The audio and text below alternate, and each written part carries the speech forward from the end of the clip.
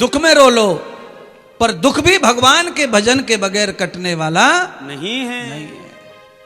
एक दिन तो आपको समझौता करना ही पड़ता है, चाहे 20 दिन लगाओ, चाहे 1.25 महीना लगाओ।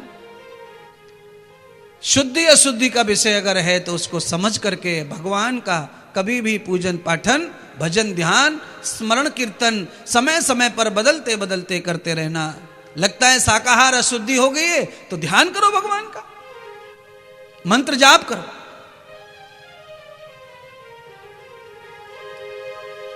क्योंकि मन की अशुद्धि और स्नान की अशुद्धि में फर्क ही फर्क है। मन पे कोई फर्क नहीं पड़ता पानी का। पानी का प्रभाव तो चमड़ी पे पड़ता है। आप 10-15 दिन ज्यादा क्षार वाले पानी से नहा लो तो चमड़ी काली काली सी पड़ जाती है। थोड़ा हल्के पानी से नहा लो तो चमड़ी एकदम गोरी सी निकल आती है। पानी का प्रभाव चमड़ी पे है। अद्भिर्गात्राणि शुद्ध्यन्ति, चमड़ी की शुद्धि, चमड़ी की चिकनी पकड़ी जो भी होना है वो पानी से हो भी सकती है, पर मन का कोई संबंध पानी से नहीं है। मनः सत्येन शुद्ध्यति, मन पवित्र होता है, शुद्धि होती है मन की सत्य से।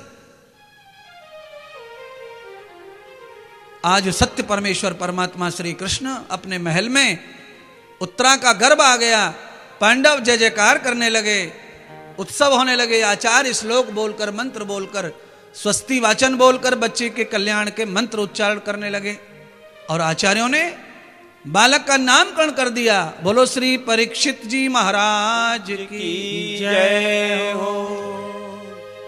कृष्ण नाम की है बगिया निराली, जय राधा राधा रटे हरे डाली डाली, श्यामा श्यामा रटे हरे डाली डाली।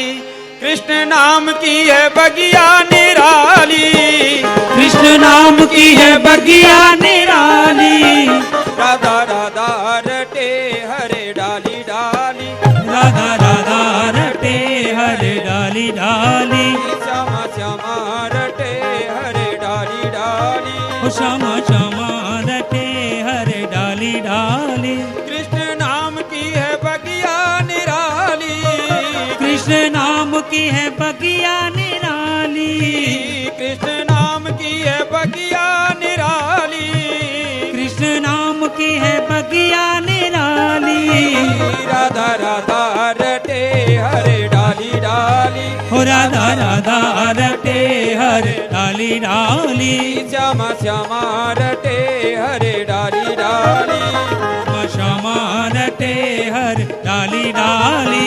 कृष्ण नाम की है बगिया निराली।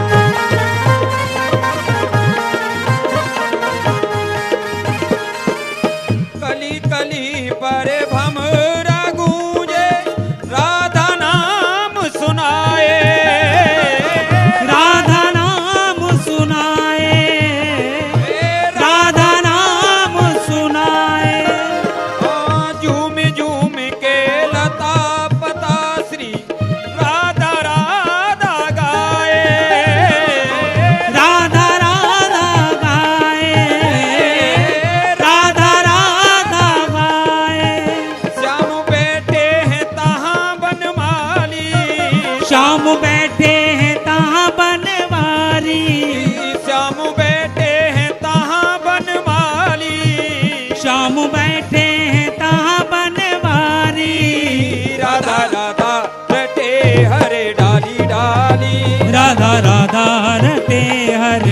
डाली डाली श्यामा श्यामा रटे हरे डाली डाली ओ श्यामा श्यामा रटे हर डाली डाली कृष्ण नाम की है बगिया निराली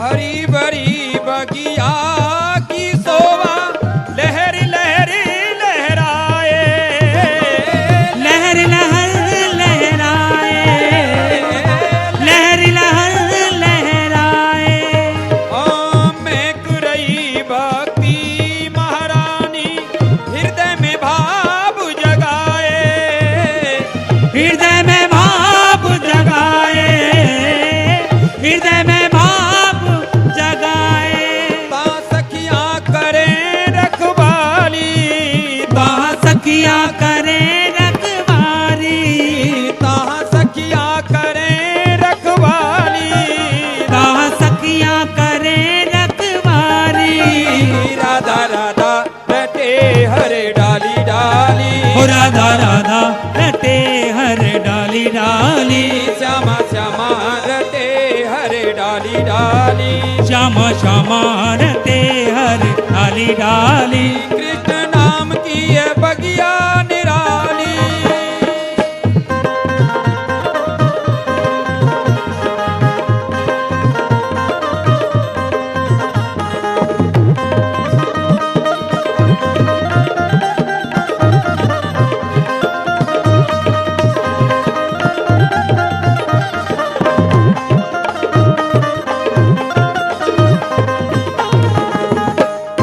बोलिए सतगुरुदेव भगवान की जय हो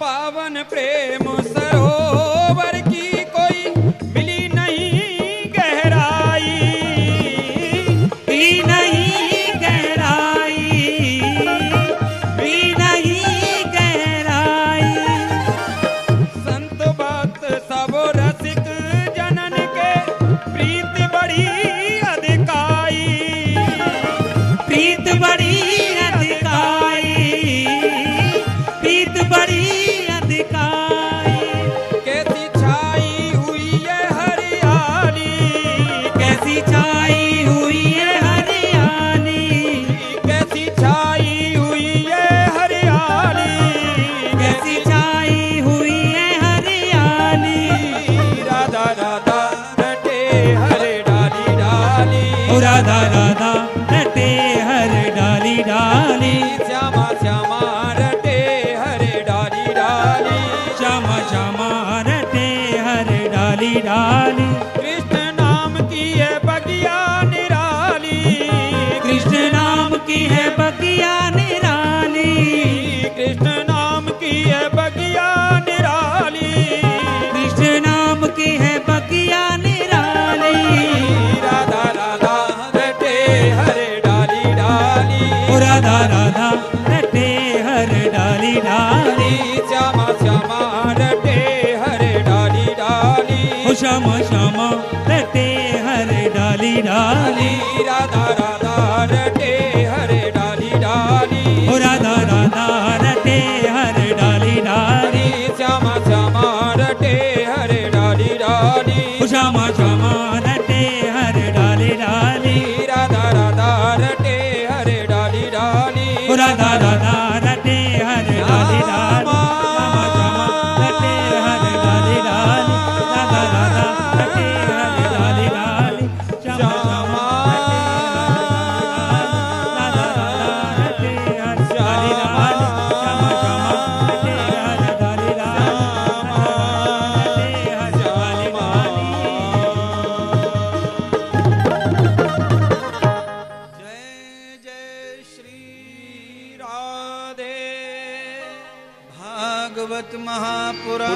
की जय हो। परीक्षित जी महाराज की जय हो।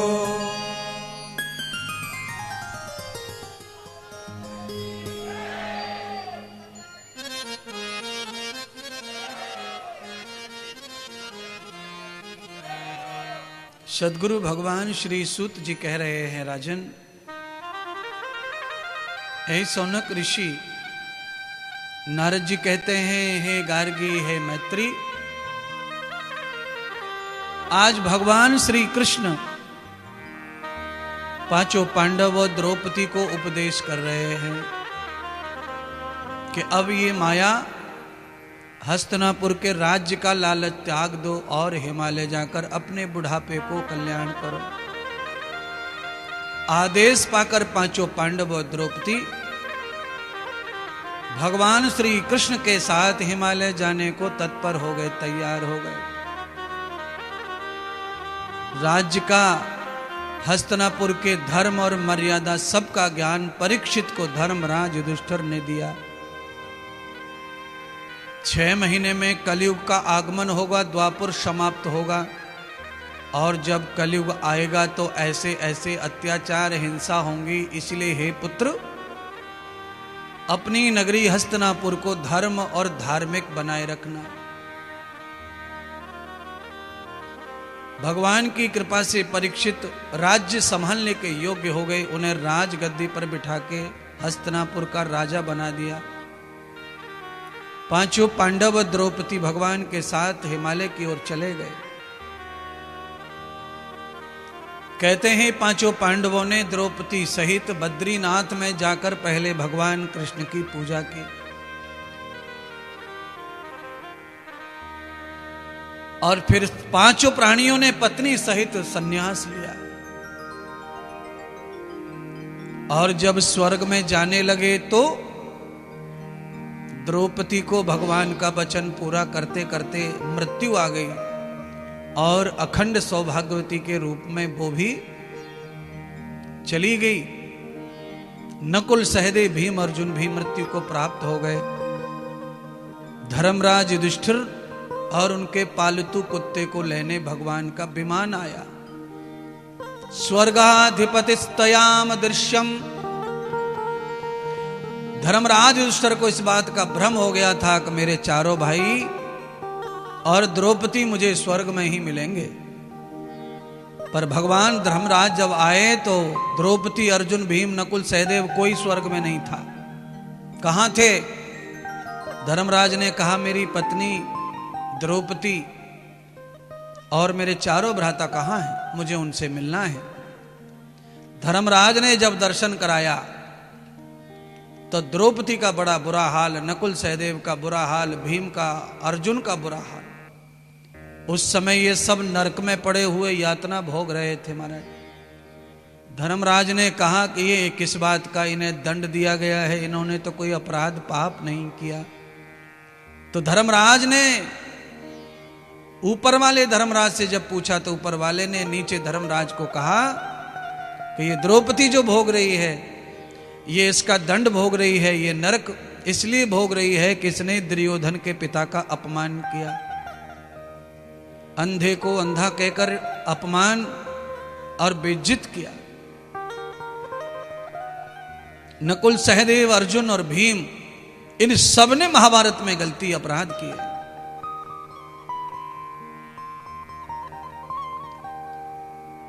तो फिर मुझे यहां क्यों लाया गया है? तो कहा, आपको इनको दुख देखते हुए दिखाना चाहते थे, क्योंकि आपने भी एक अपराध किया है। आपने भगवान के ही कहने से किया है, पर आपने गुरु का झूठ बोला था। युद्ध के समय अश्वत्थामा मारा गया, नरह वह कुंजरह। भगवान ने शंख बजा दिया, इसीलिए पहचान नहीं पाए द्रोणाचार्य। अपने पुत्र को मरा हुआ समझकर द्रोणाचार्य ने अस्त्र डाल दिए थे, तब अर्जुन ने मारा था। तो उस झूठ का दंड यह है कि तुम्हें भी अपने परिवार को दुखी देखने का मौका मिला। अब बोलो। धर्मराज ने कहा कि मेरे भाई और मेरी पत्नी द्रौपदी जहां रहेंगे मैं वहीं रहूंगा, मुझे स्वर्ग वर्ग नहीं चाहिए। तब धर्मराज युधिष्ठिर के इस बलिदान को देख करके भगवान ने पांचों भाइयों को द्रौपदी सहित धर्मराज युधिष्ठिर के पुण्य से उन्हें स्वर्ग स्थापित किया, और वहीं पर दुर्योधन भी मिला और दुशासन भी मिला। सब लोग मय परिवार के वहां इकट्ठे हो गए। और यहां हस्तिनापुर में क्या हो रहा है कि यहां कलयुग आ गया है और इसने आतंक मचाया हुआ है, अत्याचार कर रहा है। घर घर में चोरी होना शुरू हो गया, घर घर में चोरी, ताले पड़ गए, गाय मारी जा रही है, काटी जा रही है, बैल को कसाई काट डाल रहा है। ये सारी बात बताई थी धर्मराज ने परीक्षित को, कलयुग जब आएगा तो ऐसा दर्शन होगा कलयुग का। परीक्षित महाराज ने उस कलयुग को, उस दुष्ट पुरुष को युद्ध में परास्त किया। उसके पराजय से पीड़ित होकर उसने माफी मांगी, चरणों में गिरकर कहा, महाराज मुझे प्राण दान दे दो और मैं आपका राज्य छोड़कर चला जाऊंगा, पर मुझे दंड मृत्यु मत दो, मुझे प्राण बख्श दो। परीक्षित ने पहली बार किसी दुष्ट पर हाथ उठाया था, प्राण बख्श दिए, माफ कर दिया। परीक्षित समझ गए कि ये पापी अब यहां से चला जाएगा शायद, पर पापी कहां जाने वाला था। उसने मौका ढूंढा, समझ गया कि राजा दयालु है, हाथ जोड़ के गिड़गिड़ाने लगा, महाराज मैं कहां जाऊंगा, आ तो गया हूं, कहीं भी आप अपने ही राज्य में जगह प्रदान करो। तो राजा ने दयालु होकर प्रजा के रूप में कहा कि बुरा है तो क्या हुआ, सुधर जाएगा।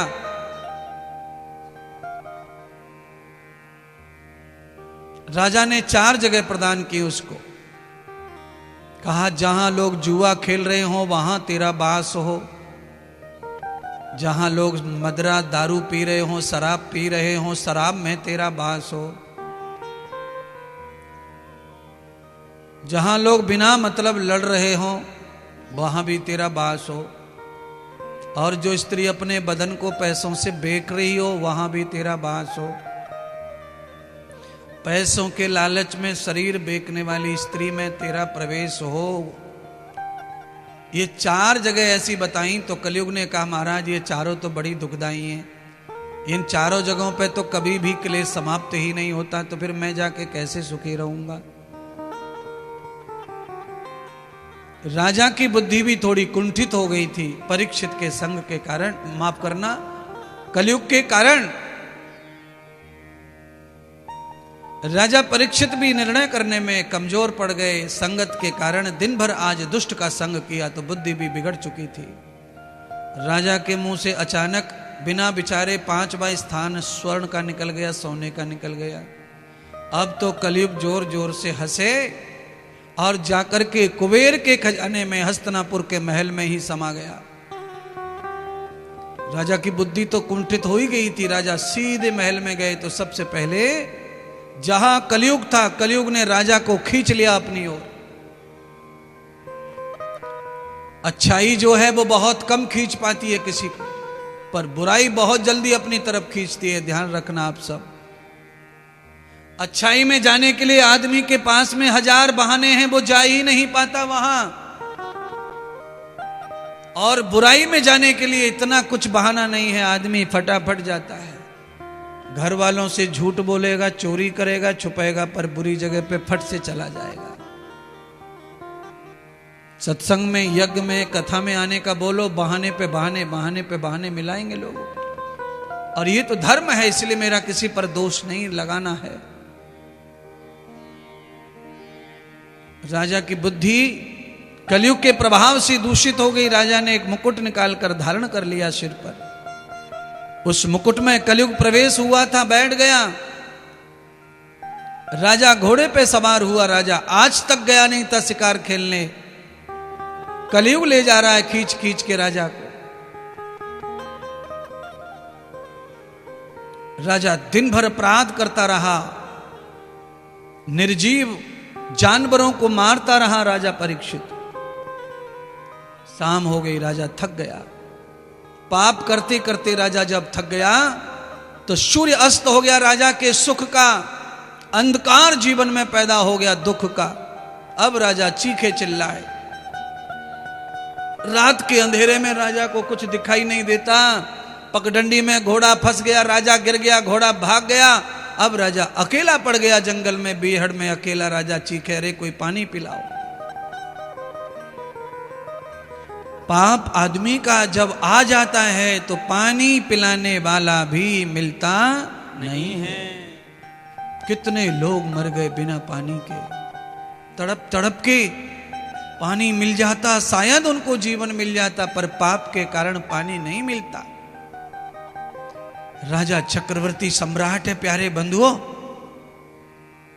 आप धनवान तो हैं, आपके पास भी घोड़ी घोड़ा बंगले सब है, पर राजा चारों दिशाओं का मालिक था।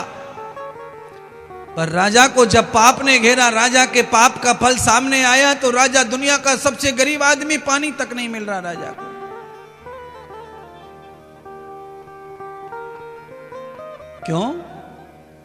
क्यों नहीं मिल रहा? क्योंकि संसार में सबसे ज्यादा ताकतवर अगर कोई है तो वो है समय। समय जब उल्टा आता है तो दुनिया की शक्तियां भी आपके साथ काम नहीं करती। समय का फेर है। एक और चक्रवर्ती नाम राजा का है, नाम है चक्रवर्ती राजा हरिश्चंद्र।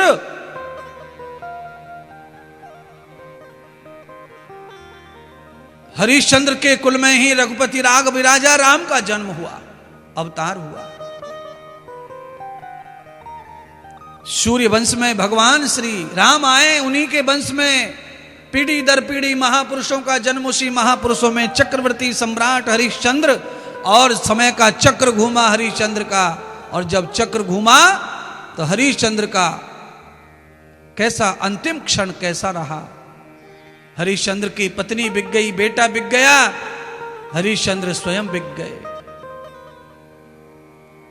अभी इतनी गरीबी आई नहीं है नागपुर में कि कोई बिक गया हो। चक्रवर्ती राजा हरिश्चंद्र इतने दानी, और दानी का भी सर्वनाश कैसे हो गया। बस श्राप जन्म जन्मों के साथ चलते हैं, उन श्रापों का फल है। समय बदलता है तो चक्रवर्ती हरिश्चंद्र जैसे राजा भी मेहतर के उस शमशान में पानी भरने का नौकरी करते हैं, खरीद लिया उसने। रानी जो है फूल तोड़ने का काम करती है माली के घर में, और बालक जो है माली के घर सेवा करता है। बालक को डस लिया नाग ने, तो बालक को नाग ने डस लिया। तो आज ऐसा समय बदला कि पिता हरिश्चंद्र ने अपने ही पुत्र को शमशान में जलने नहीं दिया। यहां वो जलेगा, उसको भरना पड़ेगा, टैक्स भरना पड़ेगा, पैसा देना पड़ेगा, भाड़ा देना पड़ेगा, नौकरी। क्योंकि वो तो सत्यवादी थे, मेहतर की नौकरी कर रहे, वहां भी झूठ नहीं किया जीवन में, वहां भी सत्य का पालन किया। पुत्र को भी पत्नी रो रही है, क्या हो गया तुमको, पहचानो ये तुम्हारा पुत्र है। भगवान जब परीक्षा लेते हैं तो यहां तक भी परीक्षा देनी पड़ती है महाराज। इसीलिए मैं आपसे कहना चाहता हूं, आप इठलाओ मत, इतराओ मत। जो कुछ भी मिला है वो कब खत्म हो जाएगा नहीं समझता। सब कुछ होने के बाद भी ना कुछ है ऐसा समझो। आदमी को जिस दिन लकवा हो जाता है उस दिन उसके पास में हजारों करोड़ों मील खुले हों, फैक्ट्री खुली हो, उसके लिए सारा शून्य हो जाता है। बिस्तर पे पड़ा पड़ा टेढ़ी आंख करके, मुंह से लार टिपका के टेढ़ा मुंह करके पड़ा रहता है, सब खत्म हो गया उसका, कुछ नहीं उसके पास। ब्रेन में छोटी सी नस फट जाए